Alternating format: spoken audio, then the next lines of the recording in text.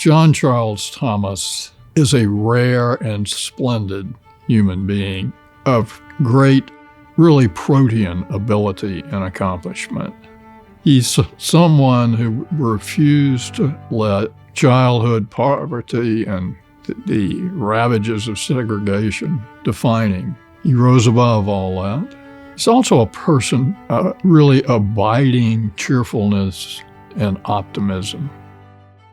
Judge Thomas rose through adversity, had opportunities to attend University of Virginia, and then quickly rose through the ranks as one of the leading legal minds of his generation.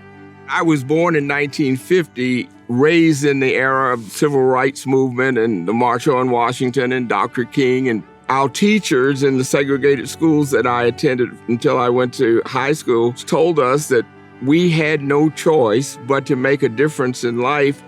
And along those lines, people would tell me the best thing to be is a lawyer. He was the first Black associate in a major Southern law firm who rise through the ranks at the firm and become a partner. And then he was the first Black justice on the Virginia Supreme Court and the youngest person ever to serve on that court. I didn't immediately say, oh, sure, I want to be the justice. And so I get a call late one night from the lieutenant governor of Virginia, a man named Dick Davis. He says, make up your mind. I say, what? He says, the governor of Virginia is ready to put you on the Supreme Court, and if you don't take this appointment, there is not going to be a Black person on this court this millennium, so make up your mind.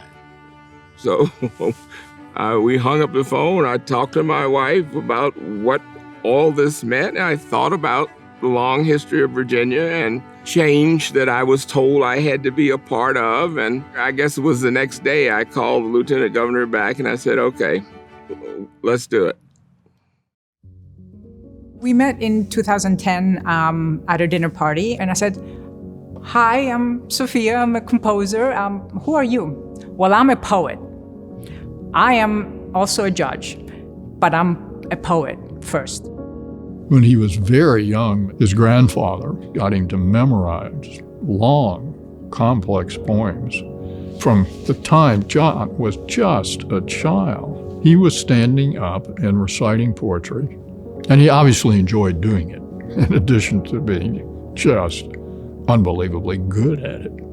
Judge Thomas's poems are evocative. They're almost like an impressionistic painting coming to life, where at the same time they really pull the heartstrings of the soul. When we were in Carnegie Hall, he closed the program with the first poem he wrote as the only African-American student in that high school in Norfolk, where a teacher could not believe that an African-American boy could write that beautiful poem. She walks to my desk that's on the front row. She holds the paper by the corner, throws it at me, and says in front of the class, I reject this. I do not believe a colored child could write this.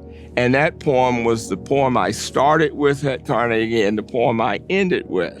And I stand there and I said, come back with me in time to a young kid at a school in Norfolk doing the best he could to try to make change, to try to, integrate our society. And remember that when somebody expresses hope or expresses some desire or what they want to be, don't crush their hope. And I started reciting this poem, which is called The Morning.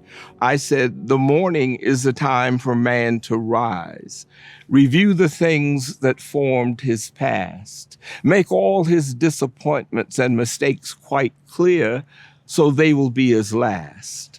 The morning is the time for man to think of all the things to come, to plot, to plan, to try his best, to be ahead when day is done. The morning is the time for man to dream of things not yet conceived, to gather his thoughts and ideas round the things that he alone believes. The morning is the time for man to rise and think and dream and see that all the world depends on men who with thoughts of hope the day began.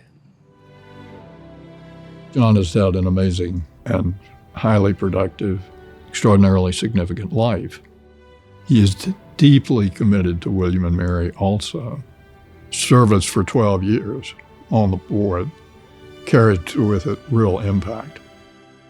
But it's definitely an earned honorary degree. He's a real example of what you can do with a life well lived.